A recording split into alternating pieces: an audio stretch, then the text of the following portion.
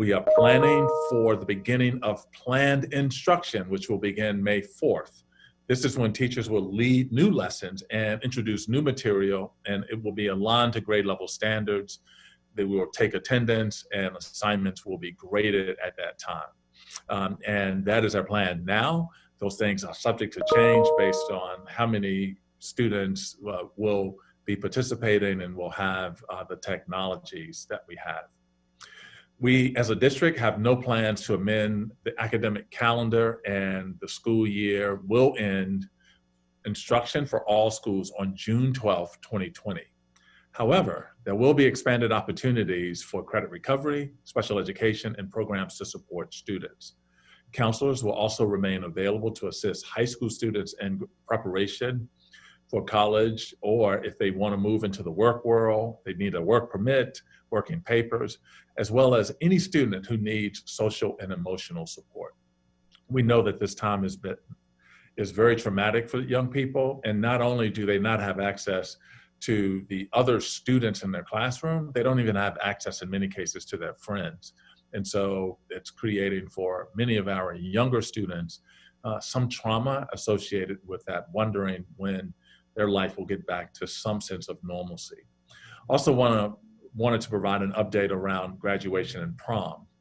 There will be no traditional graduation ceremonies and no proms in May and June. This is naturally the case given the governor's orders for schools to be closed throughout the remainder of the school year. We know that this is not what any of us, especially our seniors, thought this year would be and how it would end, because these are very important milestones for us, for our families and for our students. We share in that disappointment. However, we are fully committed to celebrating our seniors and, if possible, creating a virtual graduation experience. We want to create that virtual graduation experience so families have the opportunity to hear their child's name called, for students understand that we're recognizing them for this. We're still working through those details. We're also exploring ways to give our students some celebratory atmosphere that would have experienced, that they would have experienced during the prom. I want to reiterate that all of our graduating seniors will also receive diplomas. Some schools may plan graduations later in the summer when we can get back to having larger crowds, or next fall, or even later in the year. However, we want to do something for all of the seniors of 2020, for the class of 2020 this June, since we have to cancel all graduations and all proms. We feel like we can do some of these things virtually, at least so that young people can have that experience. And so we're looking at how do we do graduations, a virtual graduation for young people. In addition, how can we do some virtual proms in that? We are going to return dues that students have paid for these activities, but naturally schools have been contracting with venues, have been putting deposits down. We have to get all of those things back before we're able to provide refunds in many cases. And so we're just asking for people to be patient around that. Again, we know this is far from ideal, but we will do everything we can to make sure our students and our families are safe. But we also want to recognize that these are important milestones in their lives. As a reminder, I encourage everyone to stay up to date, following us on social media, philasd.org. Twitter is at PHL Schools, at Facebook, facebook.com/Philly Schools. Today, we expect to go over 1 million meals that will be distributed from one of our 49 meal distribution sites. That continues to go well, and I want to once again thank the individuals who are working to make that happen. In addition, some 7,000 teachers now have been trained on the use of our digital platforms, and we're excited about that because that was on a volunteer basis, but some 7,000 teachers have completed that virtual training. So very excited, very interested in getting young people ready to begin using the devices that we've provided. It's really important for students to get that device from their school. That is the way we're going to deliver content, moving forward. We will have some printed materials available, but the vast majority of our content will be on the digital platform. It's why we're making sure any student who says they need one will get access to a Chromebook. So with that, I think we'll open it up for questions. Thank you, Dr. Hite. So as a reminder, just want to ask if you can use the hand raising function if you have any questions. And also, I believe we know most of you on the call, but if necessary, please state your name and the media outlet before your question. So we are going to get started with Mike DiNardo. Morning, Imani. Morning, Dr. Hite. Good morning. So Dr. Hite, the best you can tell, what is your best estimate of the percentage of students who will have Chromebooks in their hand Monday morning when these enrichment classes start? Do you have some estimate of response on the ground, how many parents have been picking up Chromebooks? Yeah, so we won't have that information until tomorrow, the end of the day tomorrow, Mike. And because of how these are being distributed, we're getting that information from schools once they complete that distribution. So it could be later than tomorrow, but we'll have some sense, we'll have more of a sense of this towards the beginning of next week. So we don't, many of the schools that are doing the distributions are having large percentages of their populations pick up the device. And so that's good. But we still have a lot of schools that are distributing today and tomorrow. And so we will not have that information about the percentages yet. We do know that all of the Chromebooks that we have purchased have now been distributed to schools who are also doing the process of distributing that to their families. And then we have to go through a process of getting them all back to the centralized locations to get them to the families that were not able, for whatever reason, to get to the schools to pick up one. You mentioned earlier the trauma that younger students would be facing because they can't see their friends. How can the district help these children, especially remotely, when that's the only option you have? Yeah, I mean, I think it's why it's really important that we've established office hours, and that's a part of our digital learning experience. And we've established office hours so that individuals at schools like counselors, nurses, teachers, administrators are all making a point to reach out to children. And they have office hours available, and they're not all calling at once, but they are either trying to get to these young people using the technology or their phone just to check in, and checking in on their well-being and how they are navigating through this set of circumstances. And so part of this, like, naturally, we want to get back to some normalcy around teaching and learning, but before we can even do that, we have to take care of the social and emotional things that many of our young people are experiencing. And, you know, a pandemic has created anxiety for all of us. And just thinking through that for our youngest learners, we just want to make sure we're also taking into account our responsibility to connect with those young people, to make sure we're having those conversations, because we want them to understand that while there's a lot of anxiety associated with this, that we as educators care about their well-being and can help and support them. There's also information available on our website for parents that they can use to have these same conversations with their young children as well. And a final question for me, you mentioned the pandemic it's affecting us all. How has it affected the school district in terms of the numbers of people who have tested positive, who have come down with COVID-19? Are you aware of anyone in the administration in the district who is battling the disease? Do you have any numbers?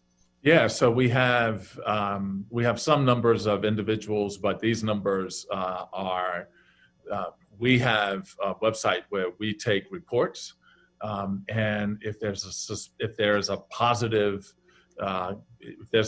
test result, then we include that information. And on our database, there are 14 individuals that to date that have tested positive.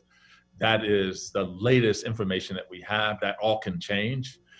We know, but that's based on just the reports on our system. Understand that individuals could also report this some other way, and they could report this. This could be data within the health system or data in the doctor's office, but the self-reporting that we have received, that we have 14 that have tested positive as of today's date. Is that district-wide or just at 440? That's district. Well, it's based on a system, Mike, that we are using to capture the reports of individuals who have tested positive. I've sent out guidance now that we are asking anyone who has tested positive to report that to us as a district. And to date, 14 individuals have reported that they have tested positive for that. Thank you. Thanks, Mike. Now we have Miguel from NBC. Hey, everybody. Nice to see you. Yeah, Miguel from NBC and Telemundo here. So I guess my first question is, what happens with students whose homes don't have internet or have bad internet connection? Is there any help? Yeah, so Miguel, thank you. Good morning. And one of the things I think is important is, as a part of this work and a part of the funds that we've tried to raise and collect on this, we're also trying to purchase internet hotspots or like Wi-Fi. And we are providing those now to families that are maybe in homeless shelters or families that don't have a cable connection in their house. But we're prioritizing those for really high need families at the moment. But we are trying to get some perspective of who has access and who does not. We will have a better tally of that once we have all of the materials and the learning devices out. But we do have some mobile hotspots that we can also deploy and loan, just as we're loaning the Chromebooks. And so you don't have a number then of how many families are in need of those hotspots right now. You said that'll probably come next week. Yeah, it'll come later. But we haven't had right now. We haven't, and I'm knocking on wood, we haven't had requests for those yet. How many do you have available right now? I don't. So we're still trying to purchase as many as we can. So we don't know how many we will have. We hopefully will have enough to meet the need. I doubt it. And so that's why we have to prioritize them for our families that are most in need. And you mentioned information available in all kinds of languages. Is there help for those families whose parents don't speak English, aren't fluent, other than just the work for the students, but help for the parents to be able to help their kids?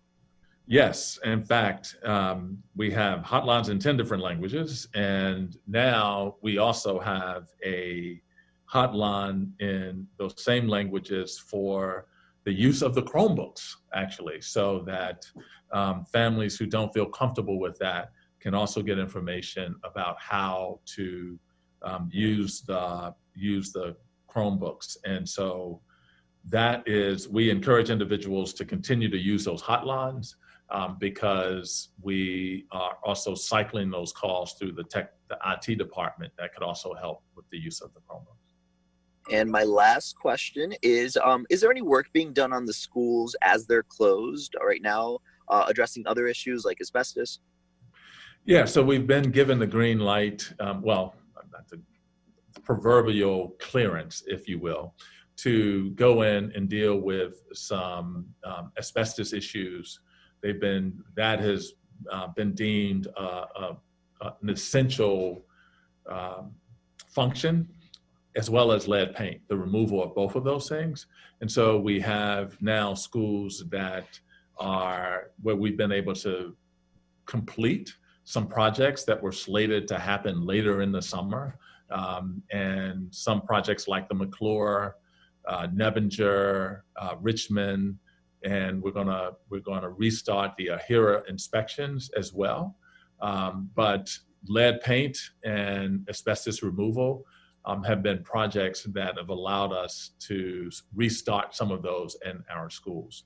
And we're restarting them with smaller crews so that they can also engage in the proper social distancing requirements. But nonetheless, we have restarted that work because the fact that schools are vacant have given us the ability to get into schools to do some of this environmental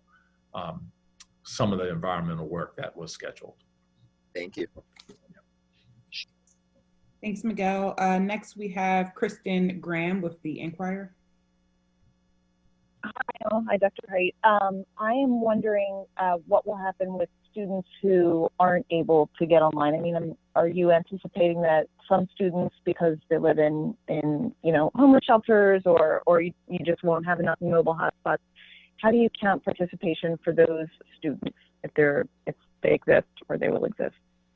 Yeah, I mean, one way is once we start to see who is participating, and we can look at that from a percentage perspective, so that just like we take attendance, if you logged in to your material on a certain day, or you connected with your teacher via phone or via the technology, the way other districts have approached this is that they're counting that as present. And so there are ways for us to track that by school and by teacher and by class. And that's what we intend to do. In addition, we're also going to continue printing some packets of material that we feel like we need to have in the event that individuals are not able to utilize any of the resources that we have provided. And so it's going to be a mixture, but there's still schools that have tried to distribute all of their technology and for a variety of reasons cannot contact some families or students.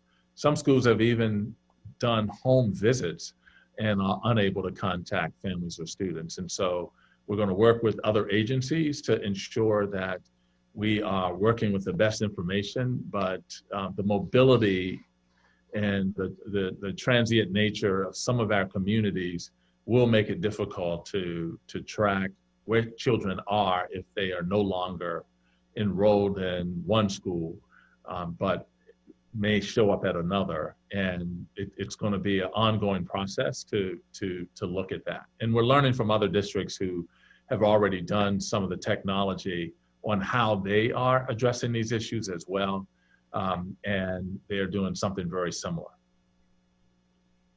Got it. Just one other question. So, is all instruction going to be asynchronous then, or are there going to be any sort of live lessons continuing, or is this going to be all, we put this in Google Classroom, you log in, you complete the work, and reach out to your teacher or talk to your teacher during office hours? Yeah, so it's going to be a variety of all of those things. I mean, and you will soon see a public-facing website that will have what young people are slated or what they should be working on a given day based on their grade, based on the subject matter, and all of the resources that are available. That's going to be a public-facing website. And then young people will be guided through a series of lessons, either through whole group instruction, or in many cases, one-on-one assistance with the teacher helping the child through a problem-solving activity. And so it will be some of all of what you just described, but it is a lot of interaction that teachers are having with the students around how they are working through the lessons. It's going to change. This will likely change on May 4th, when we will go to assignments then are due and looking at who is participating, because that's when we will either be given grades for the completion of those assignments or for the participation of a student in those lessons. Great, and just one more question. It's clear what teachers are going to be doing, and I know, counselors and nurses will also have office hours, but what about folks who are, maybe paraprofessionals one-on-one assistance for special ed kids, who may not have district issued technology? What are going to be the expectations for their jobs? Yeah, so those individuals are going to be assigned to the teacher of record. So where they are assigned to the teacher of record. So for instance, if during a school day, if a one-on-one is assigned to the third period science class, then that teacher will also have access to the information and what's happening during that period of time. We've asked those individuals to also make contact with young people as well as contact with the teachers so that they could see what is needed in order to be helpful. We're also using as many individuals as possible to connect with those students who will likely need more support, more help, or who may not have shown up or may not be participating for whatever reason.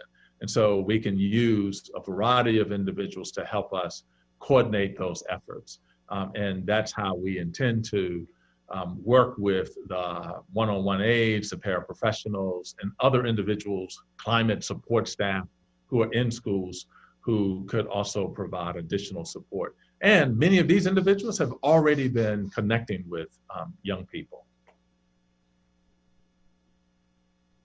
Got it, thanks. Thanks, Kristen. We're going to move on to Alicia Reed, CBS 3. Thank you. Good morning.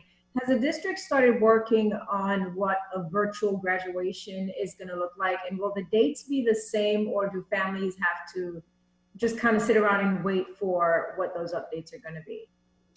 Yeah, I mean, it's not, well, yes, we're working, we got a task force working with principals on what these things will look like. And while we would love to have a solution for every single thing, that's just impossible.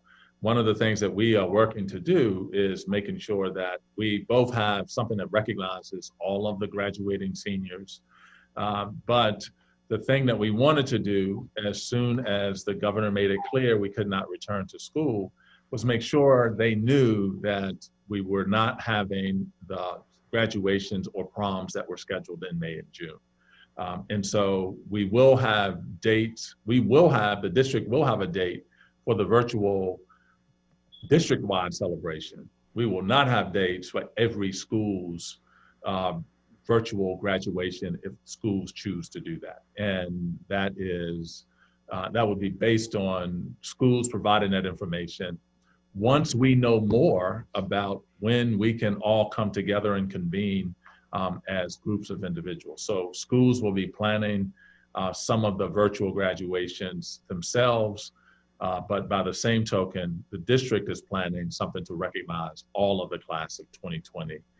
But right now we are hyper-focused on getting technology out, starting the digital learning on April 20th, Monday, and then the planned instruction, and then we're going to get to the graduation, the announcement of the virtual graduation. But we're in the process of planning some sort of celebratory event for students at the end of this year. They will have a date, however, that they will receive their diplomas by, and we will have that date available. But we do intend and expect that families and students will still get to hear their names called in some form or fashion, whether it's on our TV station or through a virtual type of experience.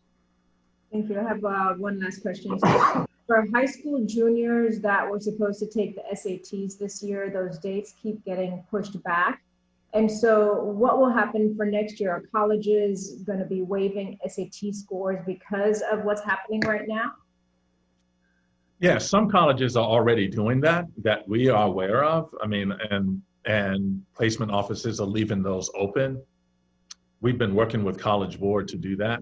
We offer our young people the opportunity to take the SATs at no cost to them, as well as the PSATs. And then based on that, they also have an educational plan through Khan Academy that prepares them for the areas that they were struggling in. And students still have access to those opportunities even now. So we encourage young people to use those resources to continue their preparation for either the SAT or the PSAT.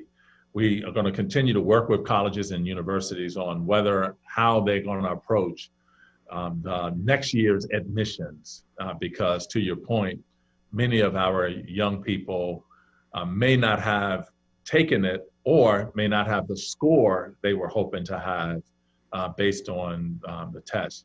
However, we're going to still offer that to all of our students, and they will have opportunities, even if we are virtual, to once again sit for the SAT, whether it is later in the fall administration or sometime later this spring. Thank you. Welcome.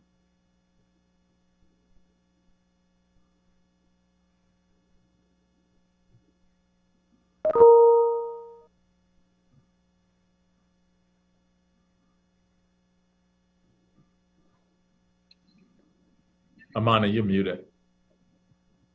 Thank you, Dr. Hite. Thank you, Alicia. Gray Hall. Good morning, Dr. Hite. Good morning to you. Thank you for updating us on the school district's plan. You answered a lot of questions already. My question is about the grading and attendance, and can you break down what's going to happen? You were talking about April 20th and then also May 4th. I just want to make sure I'm clear on those dates. Yeah, so April 20th begins digitized learning, and it's a review and enrichment on previously covered material, just as the learning packets were, but it's going to be teacher-led, right? So it gives us some time to see who has the technology, what challenges they're having, who doesn't have, who still needs to log on. Then we're going to begin planned instruction for May 4th.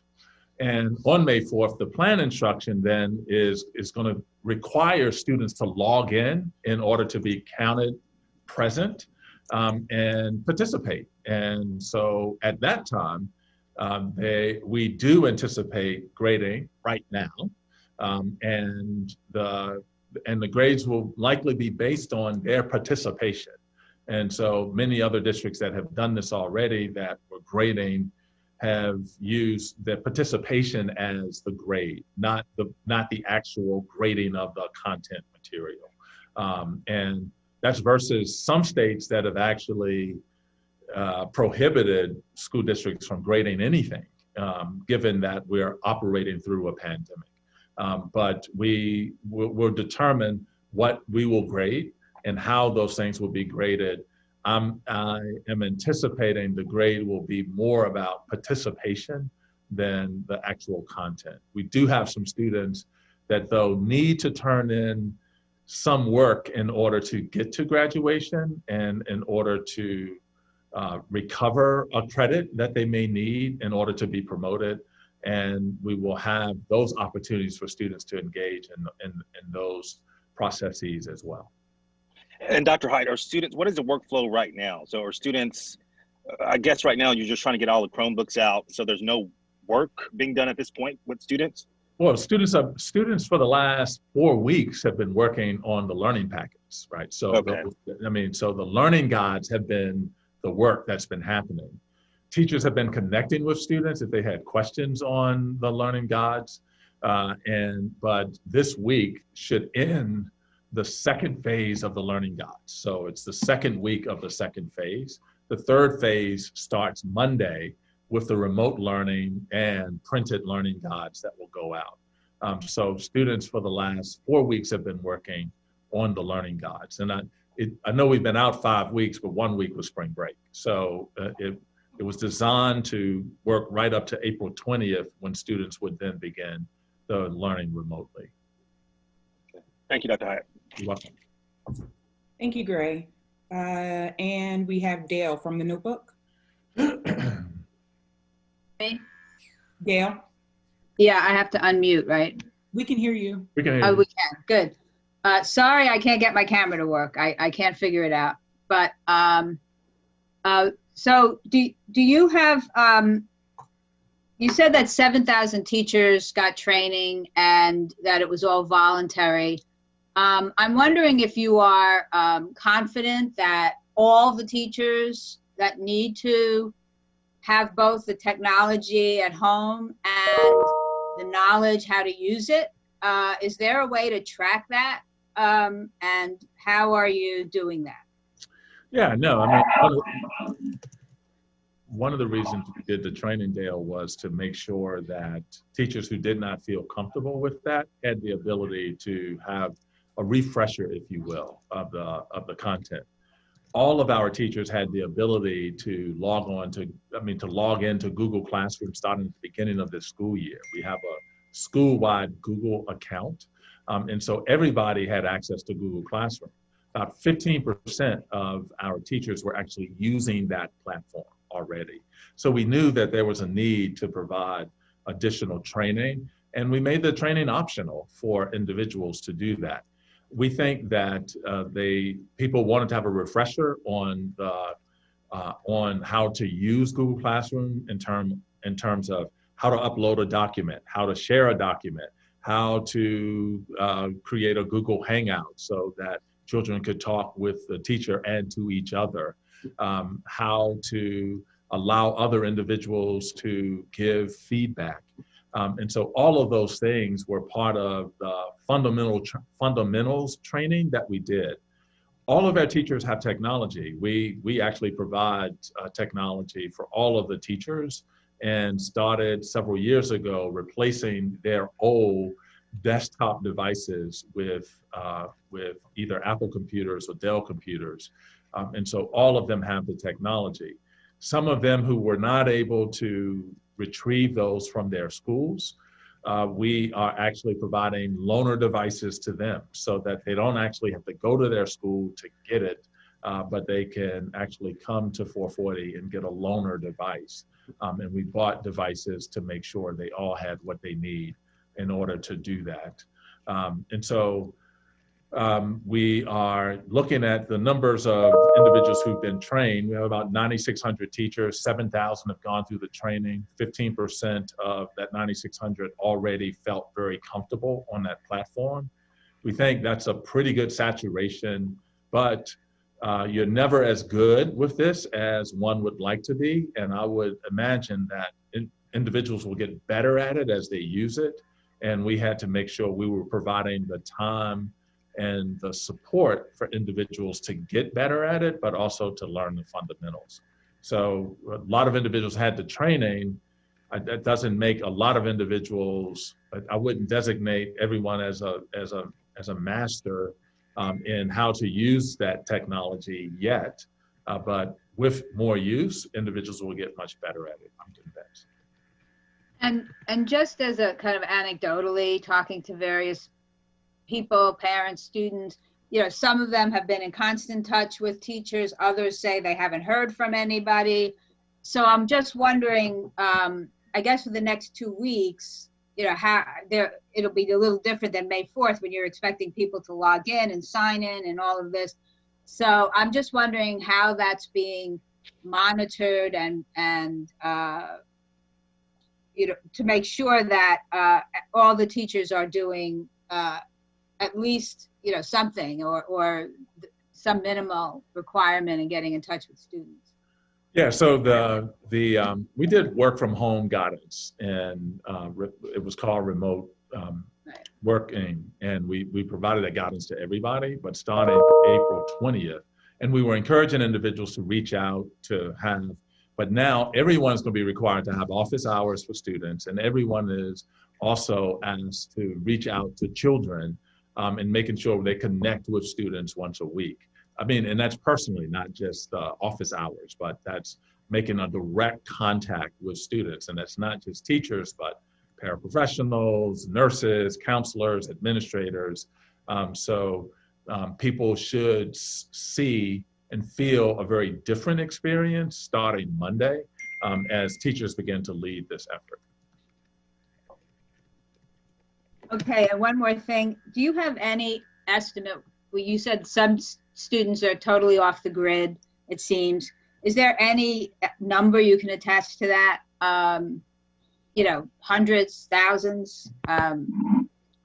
Yeah, we don't have a number yet. I would imagine it could be, it's more than hundreds, right? So it's, we probably have quite a few that are going to need some other form internet access other than like the typical cable connection.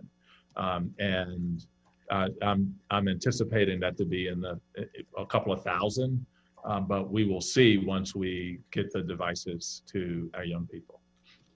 Well, I guess I was asking a slightly different question. I am interested in knowing how many don't have internet access and how you are doing that. But I was asking about the people you say you can't even get in touch with, that you haven't even been able to. Oh, yeah. So, I mean, I think that's ranged from, and some schools have gotten Chromebooks to everybody. I mean, so, but there are some outliers where there may be 10% in some cases. And in some cases, they're very small percentages, maybe 5% of their population. The highest that I've heard so far is about 10% of a population where there are about 380 kids and they can't find like 70 of them. And so that's an example of a challenge that one school is having. And these challenges are based on just kind of where schools are located and the circumstances surrounding some of the communities and some of the housing situations. But it has ranged from as low as 1% to 2% to, I'd say about 15% are the higher numbers of schools that have tried to distribute the technology, but have larger percentages of individuals, for whatever reason, they've not been able to make contact with. So you're saying, okay, but you don't have a number that like. No, we won't have a number students, you can't find it all or anything like until that. we're finished with the process. I mean, and this process is likely to be ongoing for the next several weeks. And we know that because some school districts that started that already had technology in the hands of like their high school students, and they're trying to get technology to everyone else. And they may have started 3 weeks ago, and they're still trying to get technology to certain portions of their populations. Thanks.